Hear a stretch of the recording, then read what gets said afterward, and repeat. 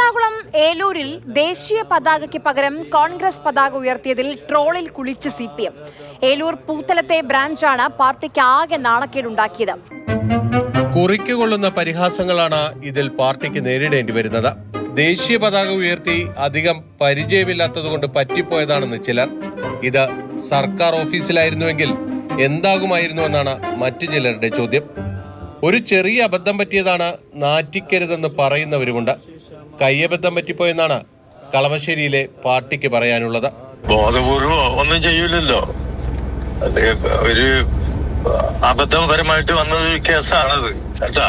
അവർക്കൊരു പെശ പറ്റിപ്പോയതാണ് പ്രാദേശിക പ്രവർത്തകരെ, ഇത്രേ ഉള്ളൂ, വേറൊന്നുമില്ല. എന്തായാലും കിട്ടിയ ചാൻസിന് CPM-ന്റെ തൊലി ഉരിക്കുകയാണ് കോൺഗ്രസ് നേതാക്കൾ. CPM-നെ സംബന്ധിച്ചിടത്തോളം ഈ കഴിഞ്ഞ ഏതാനും കൊല്ലങ്ങളല്ലേ ആയുള്ളൂ സ്വാതന്ത്ര്യ ദിനത്തിൽ ദേശീയ പതാക ഉയർത്താൻ തുടങ്ങിയിട്ടും.